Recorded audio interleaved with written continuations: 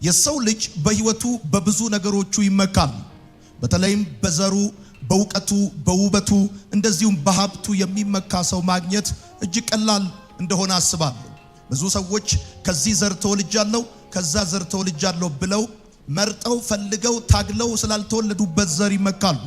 ሌሎች ደግሞ ጥረው ግረው በብዙ ድካም ካከማቹት ዕውቀት የተነሳ በእውቀታቸው ይመካሉ። ሌሎች ደግሞ ተፈጥሮ በሰጣቸው በውበታቸው፣ በቁመናቸው፣ በተክለ ሰውነታቸው ይመካሉ። ሌሎች ደግሞ ሰርተው ባገኙትና ባፈሩት ሀብት በሀብታቸው ይመካሉ። እነዚህ ነገሮች ግን ምን ያህል ከሰው ጋር ይዘልቃሉ የሚለውን ጥያቄ መጠየቅ በጣም አስፈላጊ እንደሆነ አስባለሁ። እነዚህ ከላይ የጠቀስኳቸው ውበትም ቢሆን ዘርም ቢሆን ዕውቀትም ቢሆን እንደዚሁም ሀብትም ቢሆን ልካቸው የሞት ደጃፍ ነው። ልክ ሞት ጋር ሲደርሱ ውበትም ጉልበትም ቁመትም ሀብትም እነዚህ ነገሮች በጠቅላላ ጉልበታቸው ይደክማል፣ አቅም አይኖራቸውም። ከሰው ጋር ምን ያህል ይዘልቃሉ ቢባል ሰው ዘሩ ከሰው ጋር ምን ያህል ይዘልቃል፣ ውበቱ ከሰው ጋር ምን ያህል ይዘልቃል፣ ሀብቱ ከሰው ጋር ምን ያህል ይዘልቃል ቢባል እስከ ሞት ደጃፍ ድረስ ሊዘልቅ ይችላል እንጂ ሞትን ተሻግሮ ያለፈ ሀብት፣ ሞትን ተሻግሮ የሄደ ውበት፣ ሞትን ተሻግሮ የሄደ ስልጣን፣ ሞትን ተሻግሮ የሄደ የትኛውም ነገር በምድር ላይ እንደሌለ ከዚህ በፊት ባየነው የህይወት ስርዓት መረዳት ይቻላል። ወዳጆቼ አሁን እንደነገርኳችሁ መቃብርን ያለፈ ዕውቀት የለም። መቃብርን ያለፈ ውበት ሰምተንም አይተንም አናውቅም። ምናልባት ሰው በውበቱ ቢመካ ሰው በሀብቱ ቢመካ ለ30 ለ60 ቢበዛ ለ70 እና ለ80 ዓመት ሊመካ ይችላል። በዚህ በፊልጵስዩስ መጽሐፍ ምዕራፍ 3 ቁጥር 3 ላይ እኛ በክርስቶስ ኢየሱስ የምንመካ በስጋ የማንታመንን ብሎ ሐዋርያው ጳውሎስ ይናገራል። አንዳንድ ጊዜ በጣም በስጋዊነት ሐሳብ ለተያዙ ሰዎች ጳውሎስ ሲናገር መመካት ካስፈለገ ልመካ የምችልባቸው ብዙ ጉዳዮች አሉ፣ እነዚህ ግን ጊዜያዊ ናቸው፣ የወቅት ናቸው፣ የአንድ ሰሞን ናቸው እንጂ የሚያዋጡ አይደለም የሚል ሐሳብ ጳውሎስ በተለያየ ቦታ ሲናገር ትመለከታላችሁ። ወዳጆቼ ማን ነው በራሱ አቅም ዛሬን ማየት የቻለ? እሱ አምላኩ ስለፈቀደለት ቀኑ መሽቶ ሌሊቱም ነጋ እንጂ ማንም በራሱ አቅም በራሱ ችሎታ ከኛ መካከል ዛሬን ለማየት የበቃ አንድም የለም። ማን ነው በሀብቱ የዛሬውን የትላንቱን ሌሊት ያነጋ? ማን ነው በውበቱ የትላንትናው ቀን የመሸለት መሽቶ ደግሞ የነጋለት? ማን ነው በስልጣኑ የትላንትናው ቀን አልፎ ዛሬን ማየት የቻለ? ማን ነው በጉልበቱ ያለፈውን ዓመት ተሻግሮ እዚህ ዓመት የደረሰ?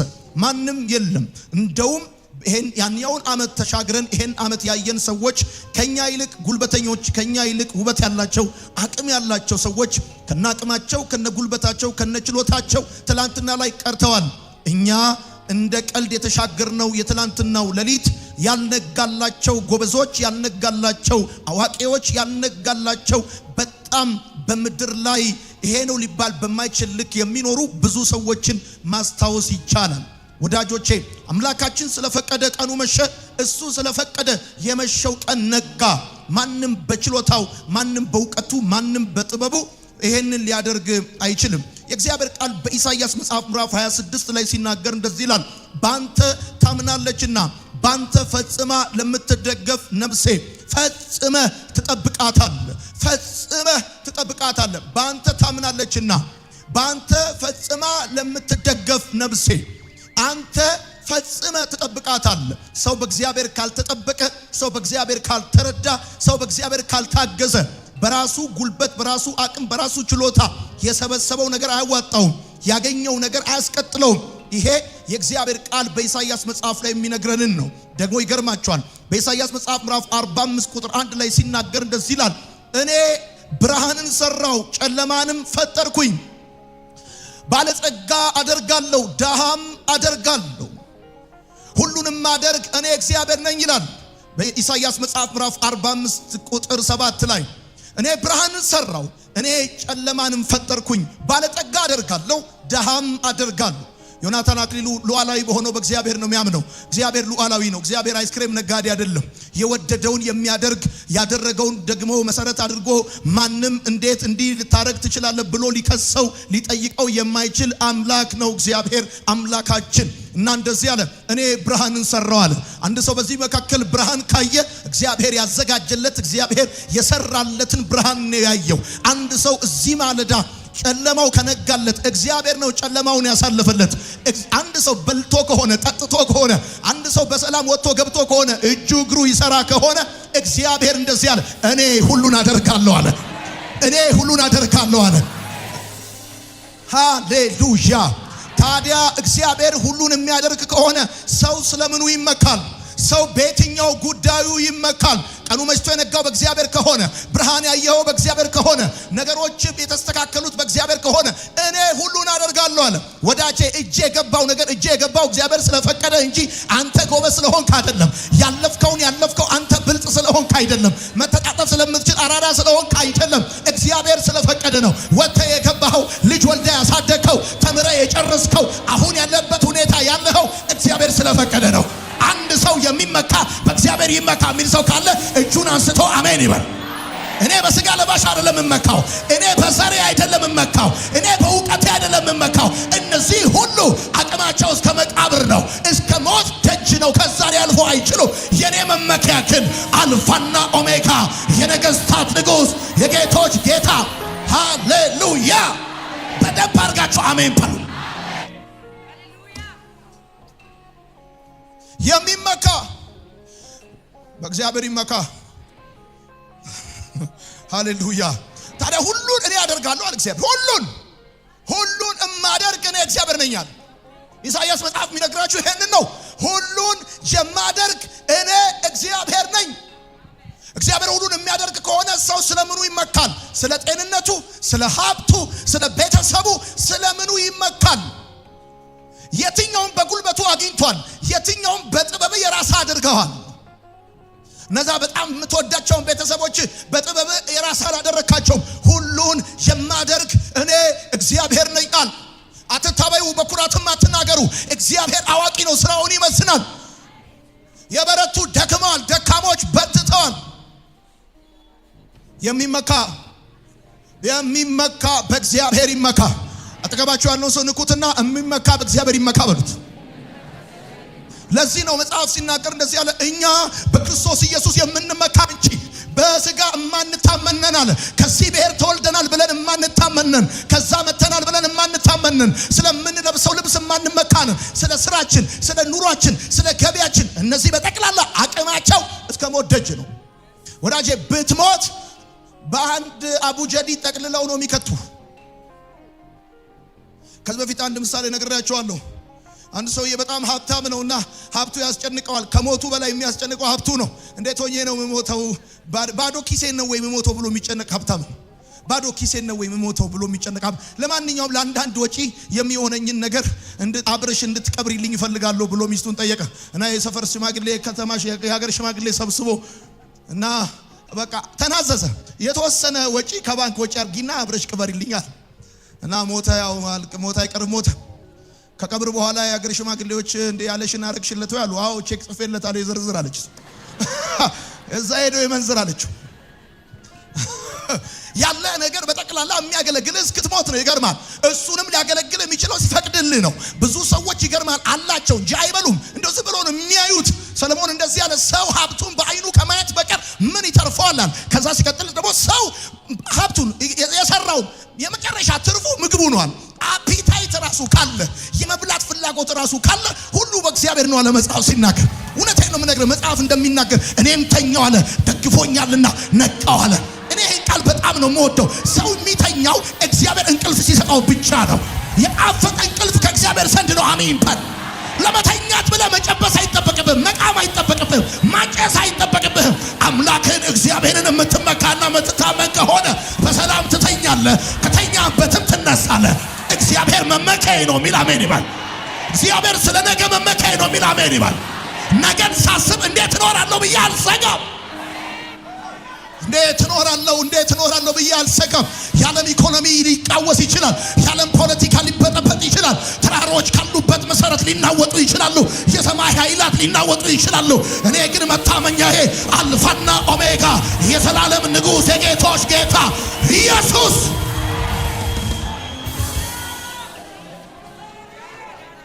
የሆነ ሊመጣ ያለ ነገር ስላለ አስቀድሞ ይህን እየነገራችሁ ነው።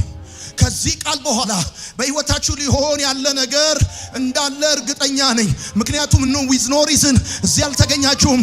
with no reason ይሄን ቃል አትሰሙም። እግዚአብሔር አምላክ ከቀስት በፊት ምልክትን እንደሚያደርግ ልክ እንደዛ ከሆነ ነገር በፊት አስቀድሞ ልባችሁን የሚያረጋጋ በጣም ሰላማችሁን የሚጠብቅ መልእክት ይሰጣችኋል። በስጋ ማንታመንን እኛ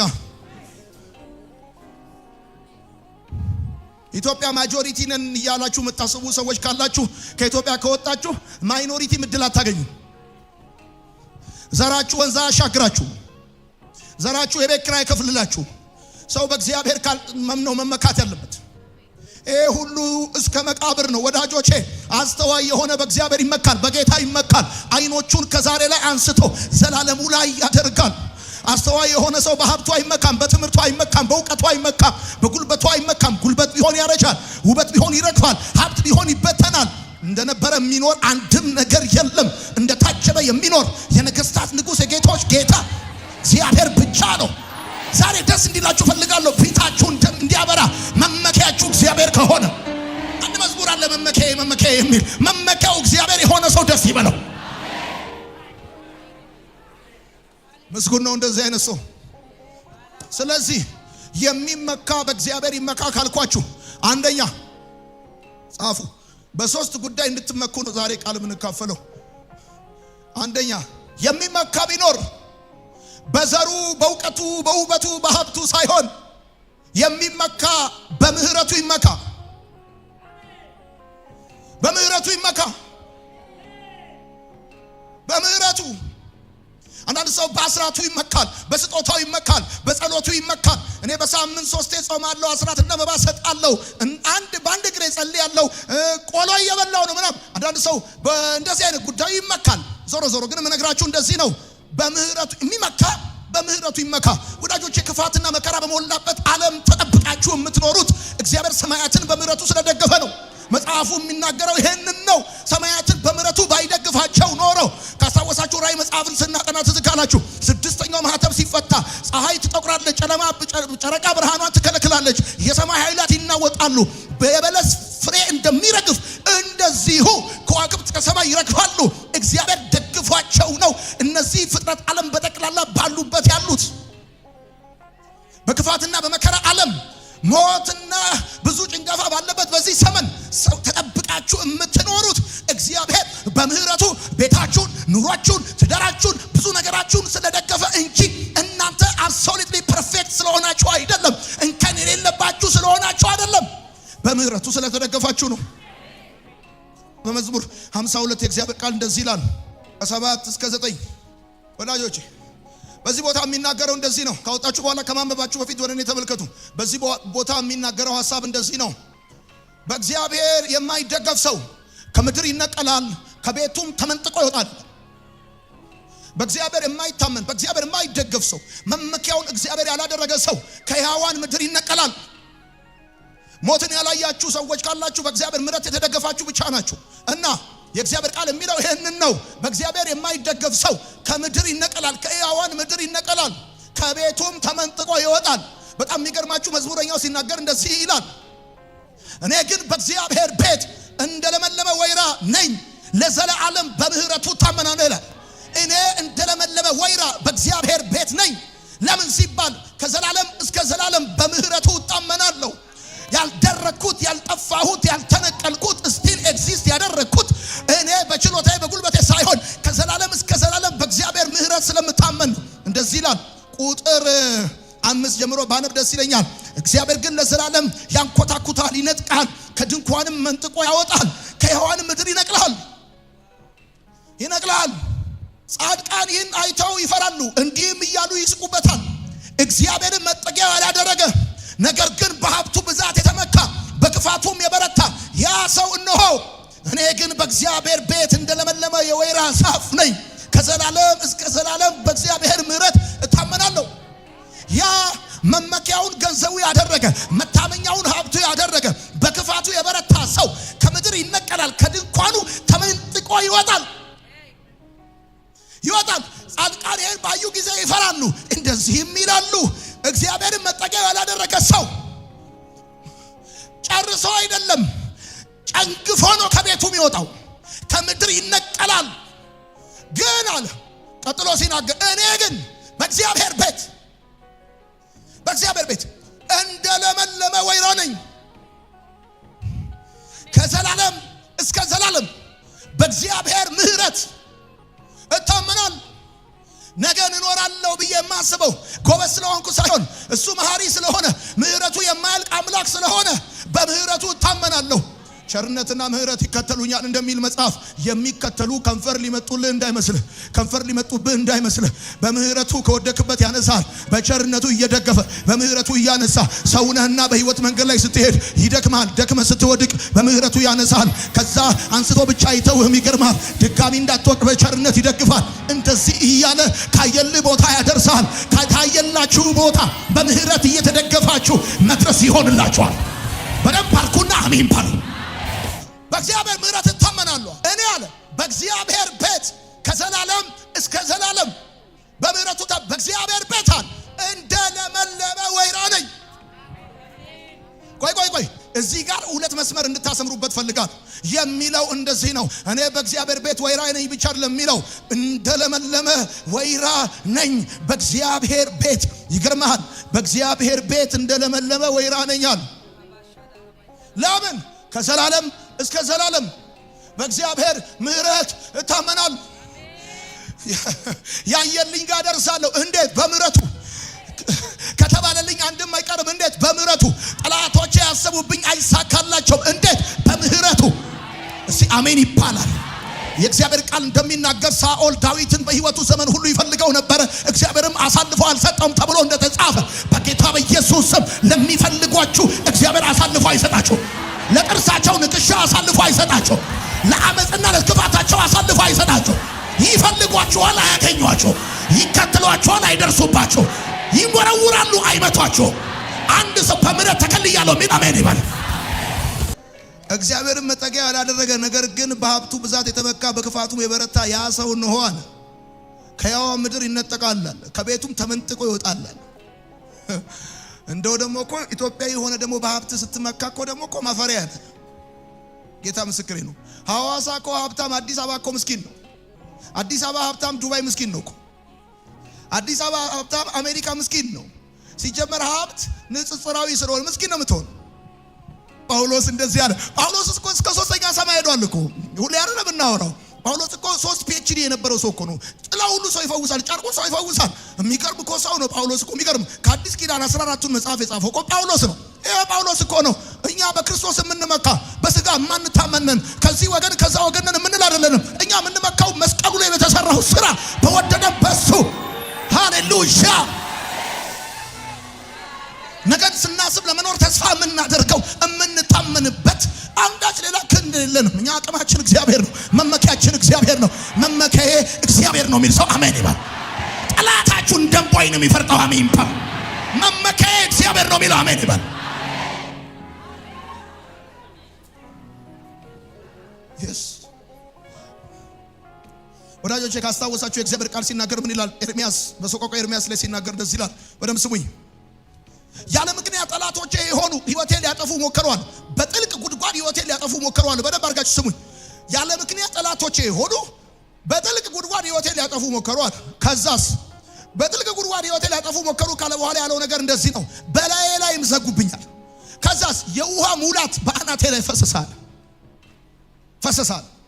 ወዳጆቼ ኤርሚያስ ነብዩ ኤርሚያስ ከወጣበት ጉድጓድ ከዛ በፊት ማንም ወጥቶ አያውቅም። እዛ ውስጥ ሆኜ ወደ አንተ ጠራው፣ አንተም ሰማኸኝ፣ ተጠጋኸኝ፣ አበረታኸኝ፣ ከዛስ አወጣኸኝ፣ አዳንከኛል። ማንም ከማይወጣበት ማጥ ነው ያወጣኸኝ። በጣም ከከባድ ሁኔታ ውስጥ ነው ስበህ ጎትተህ ያወጣኸኝ። ኤርሚያስ ከዛ በፊት እሱ በገባበት ሁኔታ ውስጥ ገብተው ባለስልጣኖች አልወጡም፣ ባለሀብቶች አልወጡም፣ በጣም ብዙ የተባሉ ሰዎች አልወጡም። ኤርሚያስ ነው የወጣው። ከዛ ሰቆቃወ ኤርሚያስ መጽሐፍ ምዕራፍ 3 ቁጥር 22 ላይ ሲናገር እንደዚህ አለ። ያልጠፋ ነው አለ ከምሕረቱ የተነሳ ነው አለ። ያልጠፋ ነው ጎበዝ ስለሆነ አይደለም፣ ከምሕረቱ የተነሳ ነው።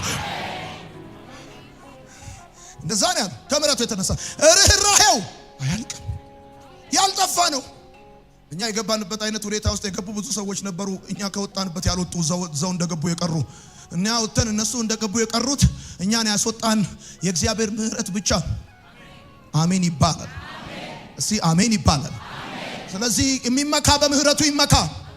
በአስራቱ በመባው በእውቀቱ በመናምን በትምህርቱ ሳይሆን መመካት ያለበት በምህረቱ ነው መመካት ያለበት።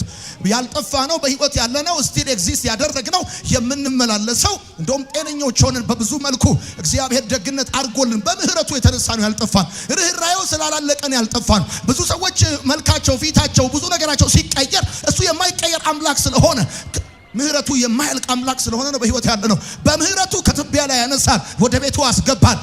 በምህረቱ ከትቢያ ላይ መነሳታችን ሲገርመን ወደ ቤቱ መግባታችን ደነቀን። ቤቱ መግባታችን ደግሞ ብቻ ነው የሚገርመው ሹመት ሰጠን፣ ልጆች አደረገን። በምህረቱ ነው ይሄ ሁሉ የሆነው። ስለዚህ ከተመካችሁ በእግዚአብሔር ምህረት ነው መመካት ያለባችሁ።